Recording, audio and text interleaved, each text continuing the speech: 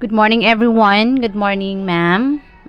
Today I'm going to report the continuation of our reporting of field study. So here we are, starting by it only the teachers who can determine what effective strategy can be used in the classroom. So the question is, do you agree or disagree on that? Yes, of course. We are agree on that, right?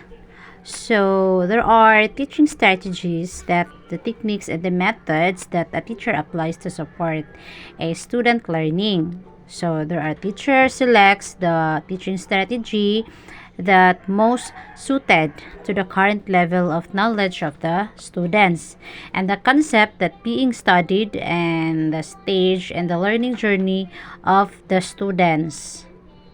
So, an effective teacher applies the most innovative and creative teaching methods to teach academic concepts and meet the individual needs of students.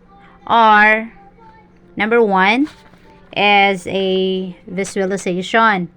So, when we say visualization, this is a useful technique to process or summarize the knowledge that has been instructed in a class. So, when students receive the information through the visual means, they are more able to retain both the previous learning and the new information for a longer time, no? So, it is the effective teacher would also use these visual tools such as a flowchart, the graphic organizers, the concept maps, and most of all the diagrams that allow students to grasp information more effectively through the visual memory. So visualization is also a helpful learning process, no, for lowering attaining learners to receive the information in a simpler, clear, and a systematic way. So the next strategy that would teacher have an effective strategy, no? Number two is the teamwork. So teamwork, this is a dividing the class into groups to complete a task, no? It's a teaching strategy that does wonders.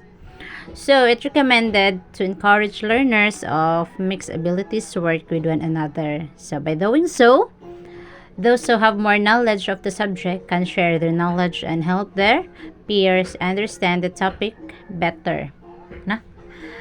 So there are more just like a it called that it the group work needs to be well managed and requires a level of independence. Okay, so the next one is the inquiry based teaching. So it encouraging learners to ask a lot of questions, no, is an effective teaching strategy that does not only motivate students to think more practically but also helps them to become a independent learners.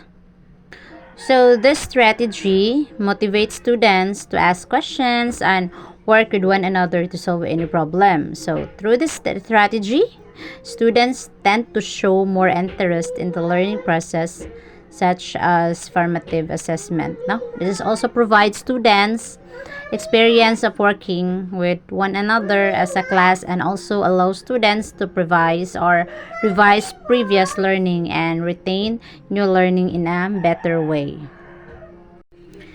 The next one is a student lead classroom. So this is studies of classroom instruction reveal that giving more power to students allows them to become self-aware of their strength. No? So to facilitate the student-led instruction, the teacher should encourage learners to ask many questions and provide more frequent feedback. It also encourages students to perform their research online and bring their learning outcomes to the classroom. So this is widely used to build a greater confidence in students. No? So the next one is implementing technology in the classroom. So as we all know, no, that this is a valuable tool that prepare students to learn a 21st century skills. So the productive use of the technological tools as active learning strategies in educational institution may develop a vibrant learning community. So it helps educators prepare and improve their lesson plans. No?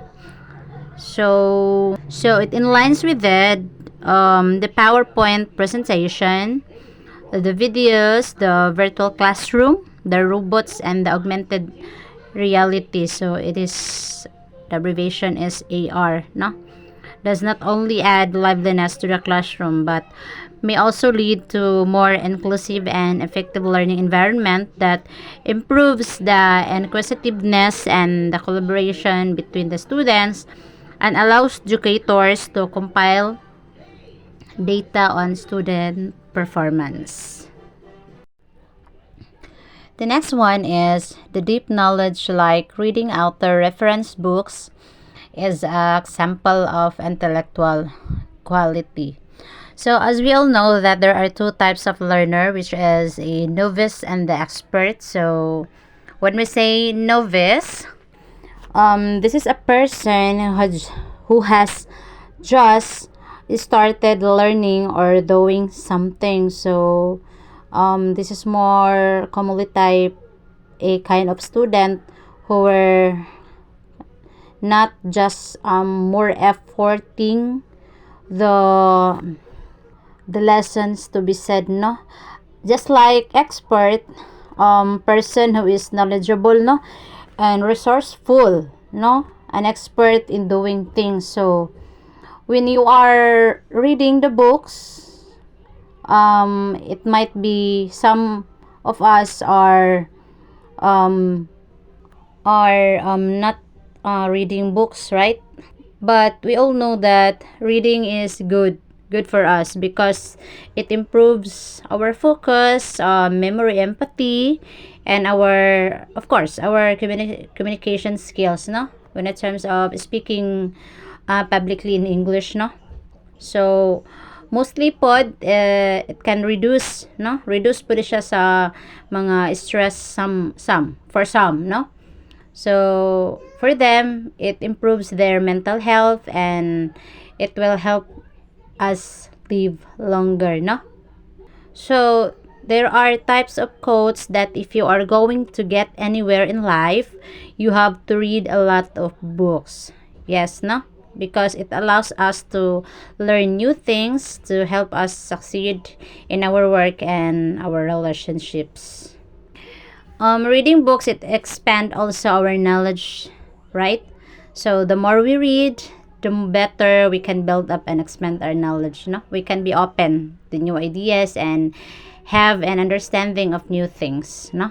To help us practice also our imagination by letting the words describe a certain image while the reader manipulates the picture in our mind, right?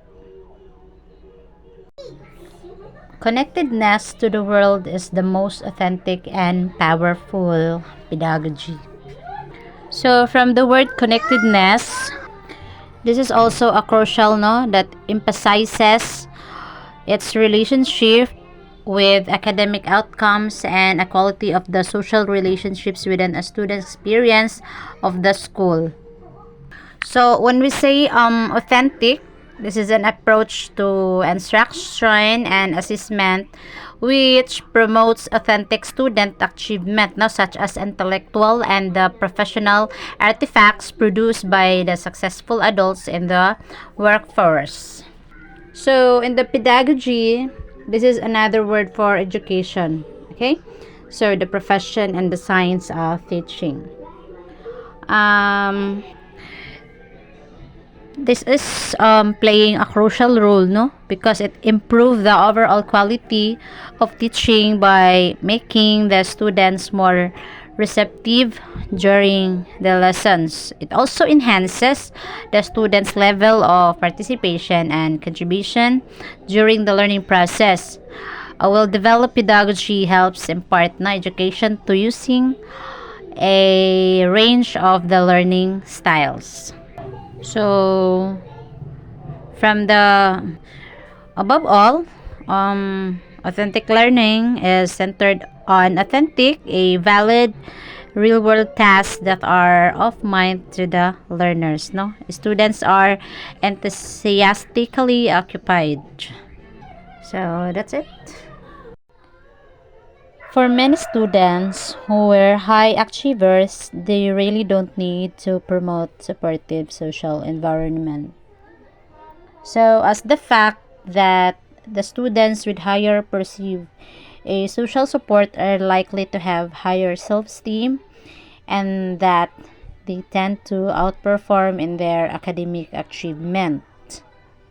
So, mostly of the higher achievers are they more on overwhelming pressure no to meet no to meet the kanang goal that they want to focus automatically. So they are more put in a lot of work and the long hours to do for the goals that they want to achieve. But mostly of this higher achievers are often unhappy because they often believe themselves to be less skilled, smart, or naturally capable, which drives them to work that much harder to offset their perceived flaws. So they are more perceive themselves a relentlessly stationed. So as an educators, the students need a social support, no? Because it proposed that social support enhances the students' self-esteem, which in turn promotes their academic achievement and relieves their emotional exhaustion. And also, high achievers have low a self-esteem because they are more overcompensated for their poor sense of self-worth by pursuing their success. No, this is a result of learned behaviors and beliefs rooted deep into their past and the need for praise and approval. And the last slide, it is a tool of learning will only be good to those people who are IT literate. No, this is not just only for the IT literate, but every individual must know how to perform within terms of the information technology. We should everyone be technologically literate. It because it can help us to become a better communicators and promote our creativity and can foster our collaboration. It also improve our research skills and can make learning more engaging. We are now in the 21st century skills, so we have to embrace our digital age, no? So it's to live, learn, and work in the society. You need to have a digital literacy. So it is ability to confidently, creatively, and critically use technology to meet the demands and the challenges of life. As a time innovatives, no, from the time to time our technology. So we must embrace that we are engaged when in terms of a technology. So that would be a part of my reporting, and thank you for your interest and attention. Thank you for listening. Have a good day. Thank you very much.